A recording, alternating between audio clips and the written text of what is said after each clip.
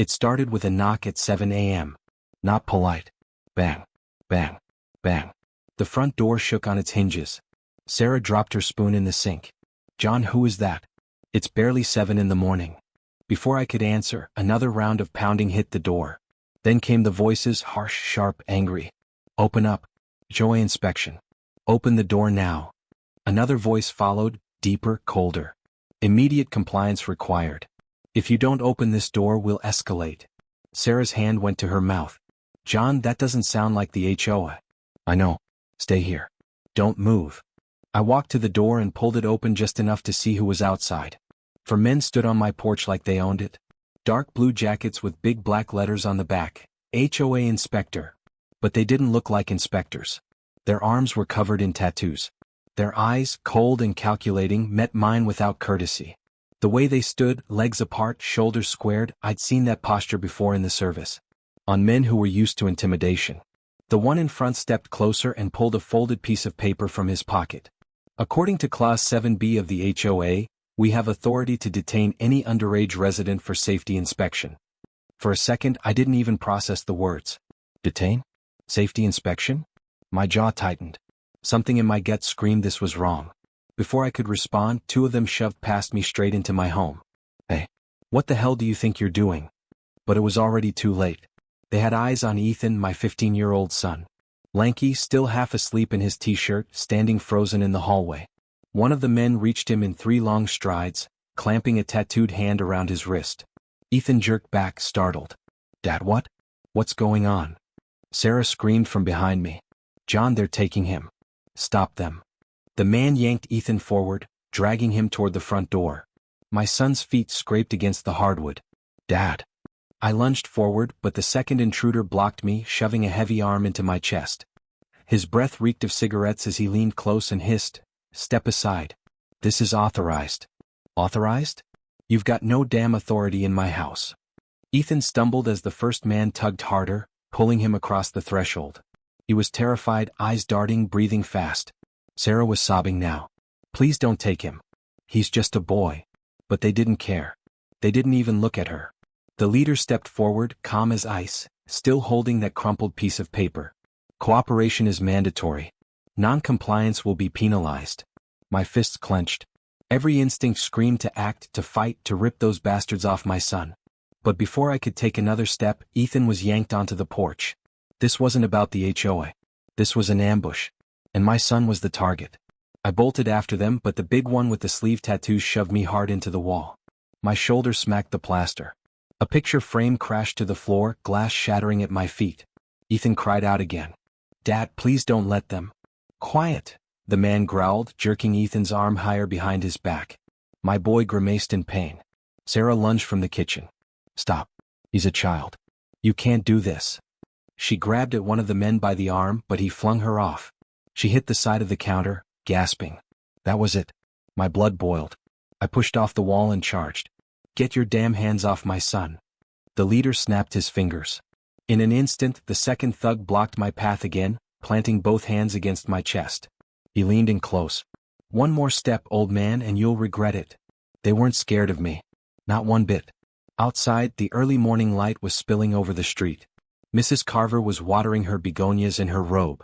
She froze as she watched Ethan being dragged across our porch. Hank shuffled out with his paper, squinting through his glasses. What in the Sam Hill? Stay back, the tattooed one barked at them. Official HOA inspection. Nothing to see here. And they believed it. Mrs. Carver clutched her chest and disappeared back into her house. Hank frowned, but he didn't move. Sarah's voice cracked through the morning air. Help us. Somebody call the sheriff. They're taking Ethan. The leader turned his head, his lips curling into a thin smile. He raised the fake paper again, waving it for the neighbors to see. Legal authority under Clause 7B. Step inside, ma'am. This isn't your concern. It was a performance, a well-rehearsed act. And for a terrifying moment it worked. The neighbors hesitated. None of them moved. Ethan kicked out wildly, his sneaker catching one of them on the shin. The man grunted and twisted his arm harder. Don't fight, kid. Makes it worse. That was the moment I snapped. I surged forward, grabbing the thug by the collar and yanking him back from Ethan. He staggered, surprised, but before I could land a punch, Another fist smashed into my ribs from the side. White-hot pain shot through me. I stumbled back, clutching my side. "John!" Sarah screamed. The leader stepped down from the porch, cool as ever, and leaned toward me. "You're making this harder than it needs to be. Now we'll have to teach the boy what happens when rules are broken." My chest heaved. Over my dead body. The tattooed thug smirked. "That can be arranged." Time slowed. My son's wide, terrified eyes locked on mine. Sarah was on her knees, sobbing. The neighbors stood frozen, scared to act. I felt powerless for the first time in years. But something stirred in me then, a promise I made long ago to protect my family no matter the cost. Just as I braced myself to lunge, the kitchen door behind me creaked open. A calm, steady voice spoke from the shadows. "You boys picked the wrong house." Every head turned. 3 men stepped out from my kitchen. Casual clothes, jeans, t-shirts, coffee mugs still in their hands. But their eyes, their posture told a different story. Shoulders squared, feet planted, calm as stone in the middle of a hurricane. I knew those eyes.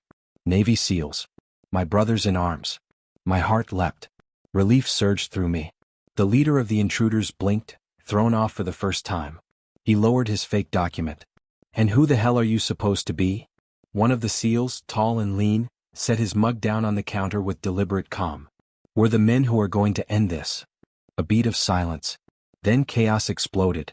The thug dragging Ethan yanked harder, trying to pull him down the steps. But before he made it 2 feet, a SEAL launched forward faster than I could follow. His hand snapped around the man's wrist, twisted it at an angle that made bone and sinew scream. The thug howled, dropping Ethan instantly. In a blink, he was on the ground, face pressed to the porch boards, arms cinched behind him with a zip tie. 10 seconds ago, my son was being kidnapped. Now he was free. Shaking but free. The tattooed brute who'd punched me roared and charged, fists swinging. The second SEAL slid in, sidestepping with surgical precision. His elbow drove into the thug's ribs, followed by a sweep that sent 200 pounds of muscle crashing onto the grass. Before the man could rise, plastic cuffs were yanked tight around his wrists. The leader cursed, pulling a knife from under his jacket. He lunged at the tall SEAL, blade flashing. My heart clenched, but the third SEAL moved like lightning. He intercepted, caught the man's wrist mid-swing, and with a flick of his hip, sent the knife clattering across the porch. The next moment, the leader was slammed against the railing, both arms locked behind his back. The snap of a second zip tie echoed sharp. The last intruder froze at the foot of the steps, eyes darting. He spun ready to bolt. "Don't." Too late. He sprinted. The tall one didn't even chase. He stooped, grabbed the knife from the floor, and with deadly accuracy hurled it end over end. The blade buried itself in the ground inches from the runner's foot. The man skidded to a halt, trembling. A second later, strong arms yanked him back, slammed him to the earth, and bound him. Just like that, it was over. Silence. Heavy breathing. My ribs throbbed, but I was standing.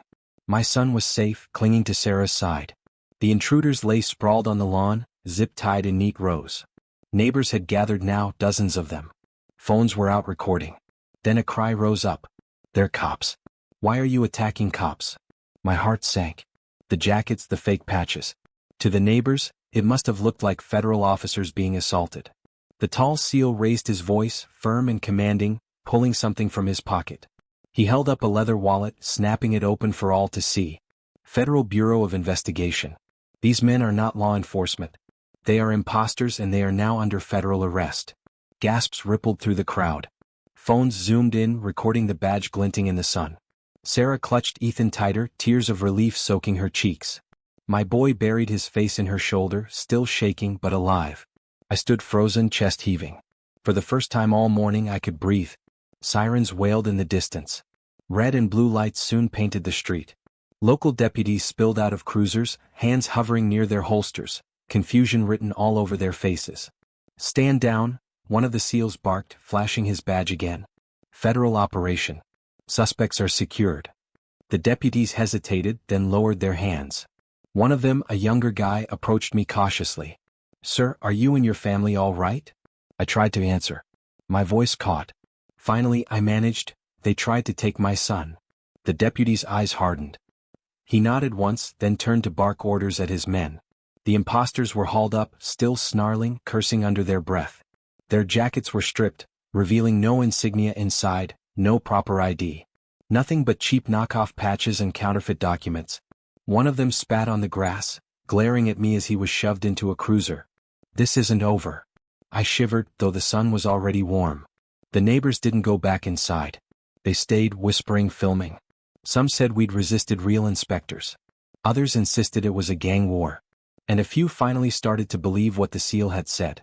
One of the SEALs placed a firm grip on my shoulder. Inside now. We need to debrief before this gets out of control. I nodded. Sarah clung to Ethan, guiding him carefully, whispering comfort through her tears. Once the door shut behind us, the noise from outside dulled. The tall SEAL leaned against the counter, arms crossed. You need to understand something, John. This wasn't random. They weren't just checking doors. They wanted your boy, and we think we know why. I swallowed hard. Then what were they after? The SEAL's expression darkened. They wanted your son. These men weren't just muscle for hire. They're part of a network that's been operating under the radar, posing as housing inspectors, code enforcers, even utility workers. They identify vulnerable families and then they strike. My chest clenched. Strike how? Abductions. Teenagers, usually boys. They vanish. Families are told it's a runaway situation. Local authorities chalk it up as domestic problems, but we've been tracking patterns. Different counties, different HOAs, always the same methods. They move fast, take the kid, and they're gone. Sarah's hand flew to her mouth. My God. I slammed a fist against the table. And you're telling me they picked my son out of all the kids? Why him? Because Ethan isn't random. Someone fed them his name. Someone close enough to know when he'd be home and someone who knew you wouldn't expect it. Ethan's eyes darted to me. Dad, did I do something? Is this my fault? I leaned across the table, grabbing his shoulders gently but firmly. No. Never.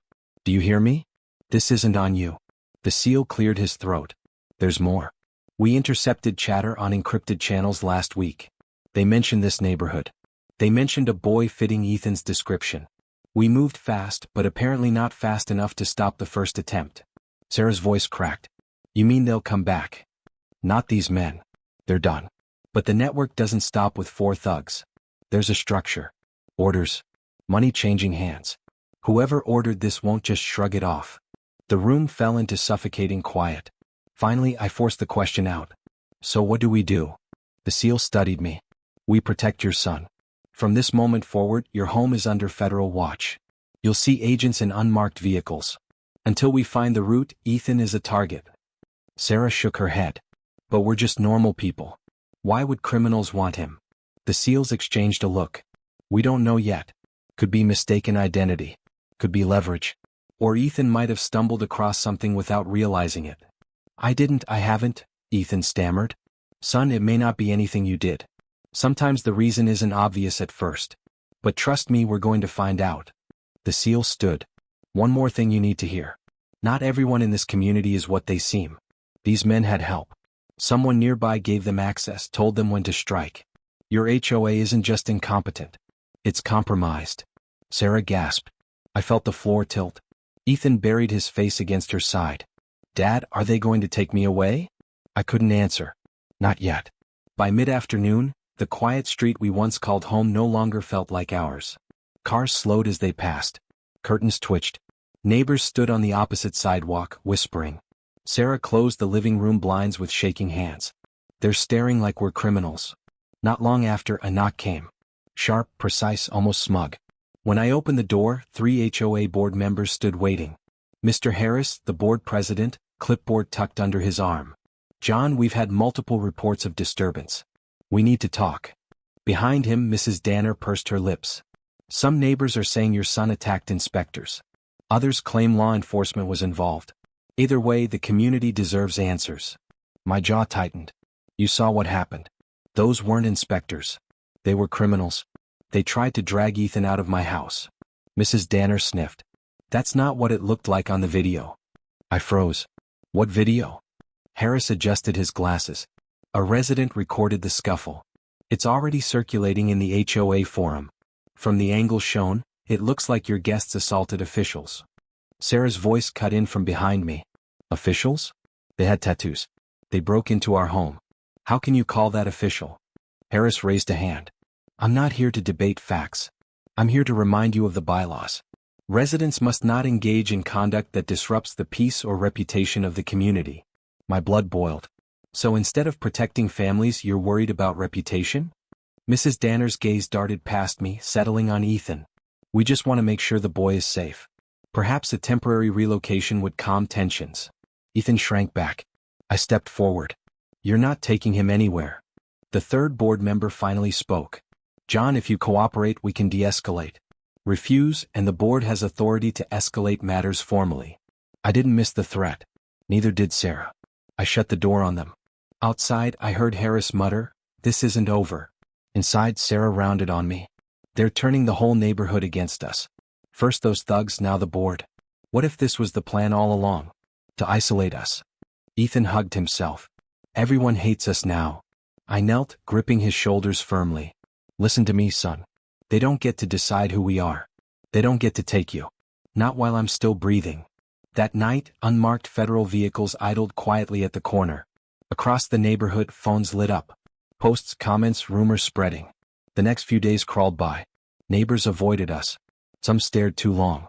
A few muttered openly about troublemakers. Through it all, Harris played his part. He waved at passers-by, tinkered with his garage tools, smiled. A wolf wearing a paper mask. Then my phone buzzed. Unknown number. A gravelly voice, disguised. They're not done. They're closer than you think. And one of your own neighbors is feeding them. I stiffened. Who is this? The line went dead. A half hour later, the SEAL commander, Price, arrived with files. He spread them across our dining table. Surveillance photos, bank transfers, HOA emails. We pulled what we could overnight. The imposter network's been using inside help. Access to rosters, bylaws, door codes. That doesn't come from random thugs. He tapped a photo. My gut sank. Mr. Harris, your friendly neighborhood bylaws enforcer has been on their payroll for months. Offshore accounts, untraceable cash drops. He funnels them addresses, family schedules. This is organized.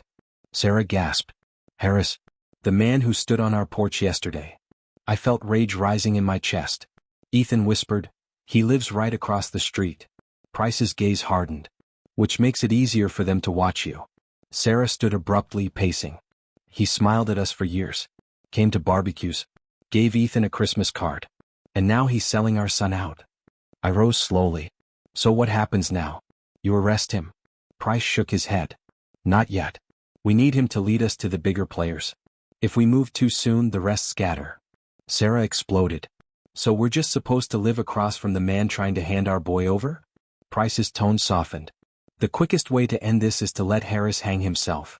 I slammed a fist into the table. He already planted bombs on my porch. Already scared my kid. How much more do you need? Ethan's small voice cut through. Dad, I don't want to go outside anymore. That broke Sarah.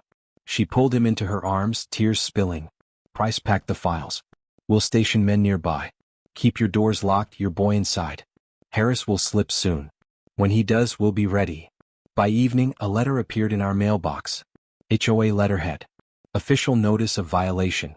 Due to repeated disturbances and failure to cooperate with inspectors, the board will consider disciplinary measures, including potential removal proceedings. Sarah's hands shook as she read it. Ethan cried, begging us not to let them take him. I crumpled the paper in my fist. They think they can bury us in bylaws. But they've forgotten something. Sarah looked at me through her tears. What? I stared across the street at Harris's house. They've forgotten that I don't break.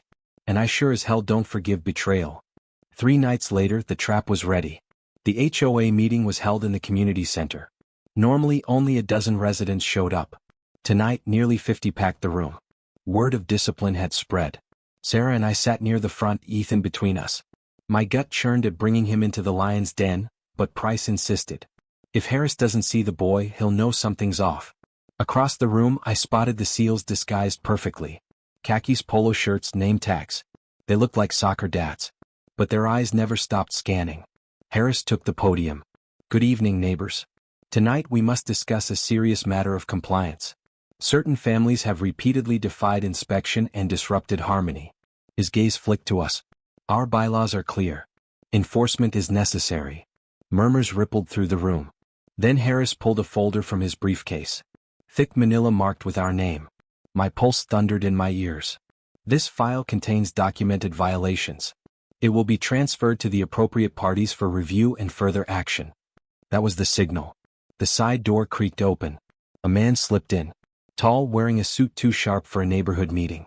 Sunglasses indoors. A faint scar across his jaw. Not a neighbor. The buyer.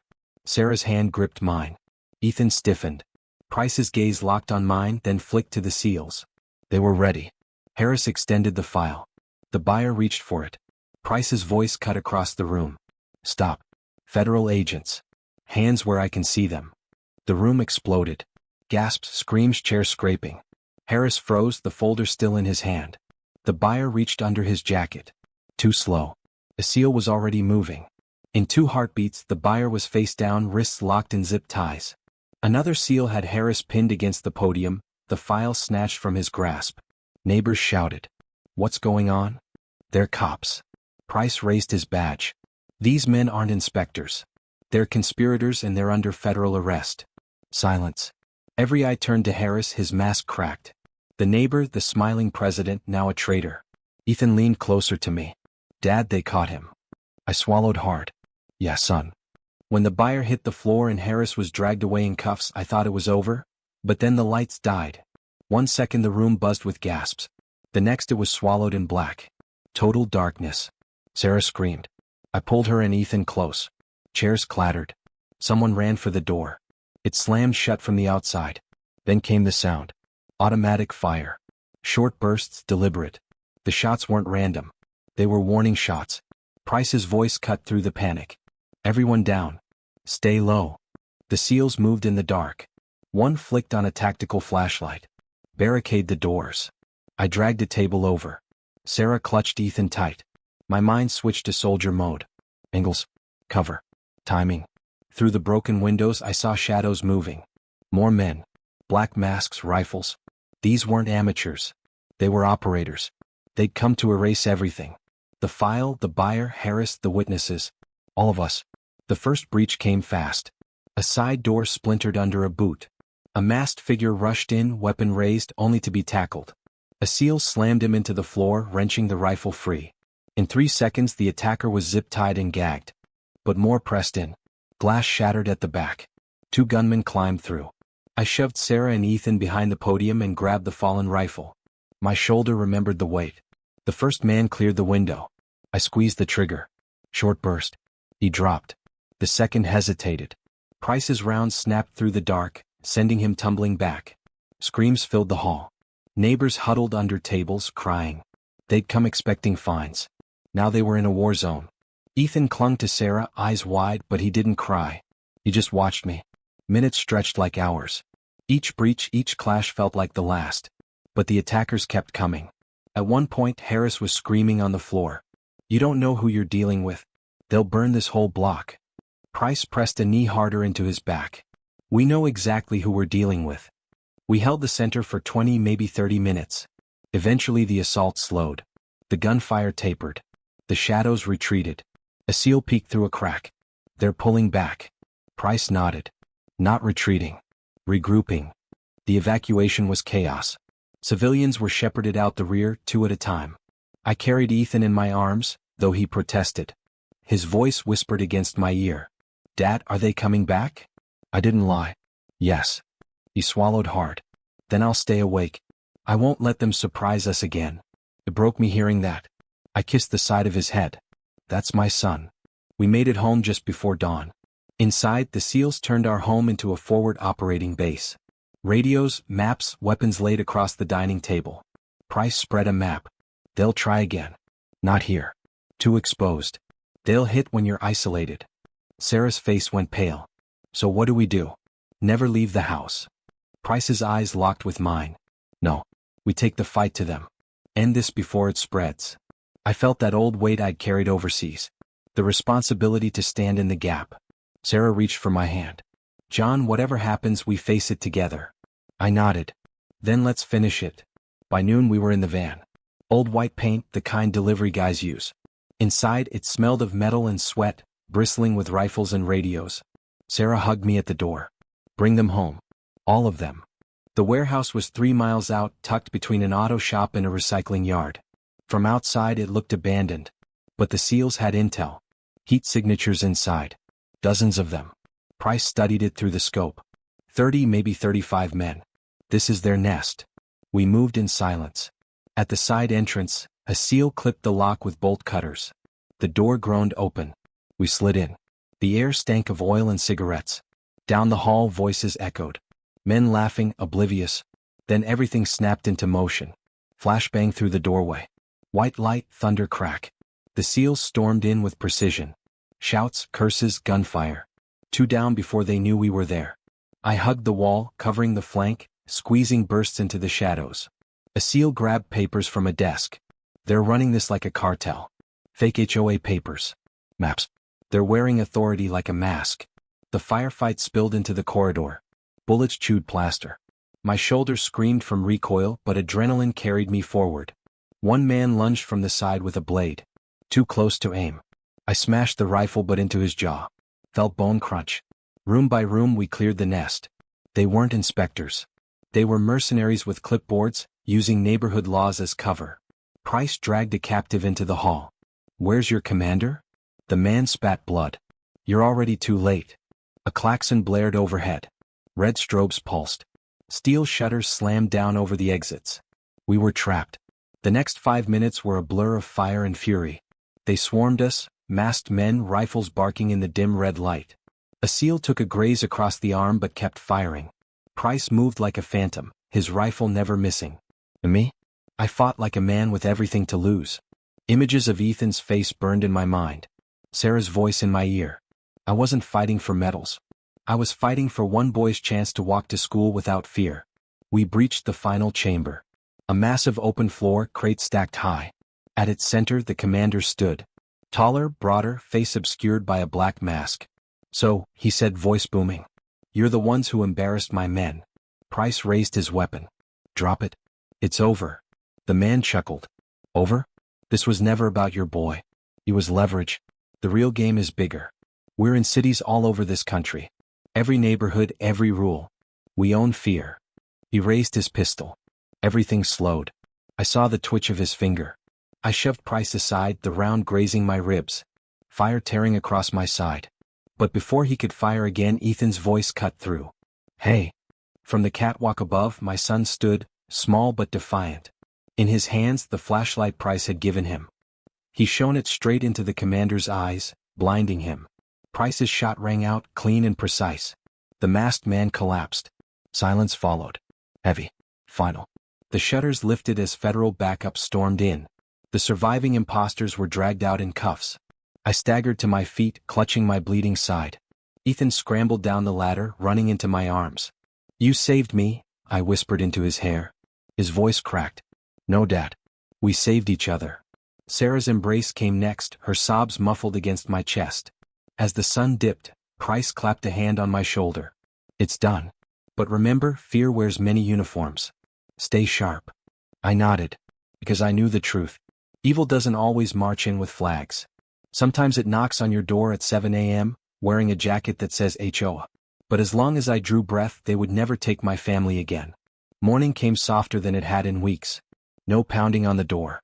Just sunlight across the kitchen floor and the steady drip of the coffee maker. Sarah stood at the sink, hands steady again. Ethan was still asleep upstairs, finally resting the way a teenager should. At 8 sharp there was a knock. I opened it to see Price. Coffee in one hand, paperwork in the other. "It's wrapped. The imposters are in federal custody. The warehouse is sealed. Accounts frozen. Your family's safe." Sarah exhaled between laughter and relief.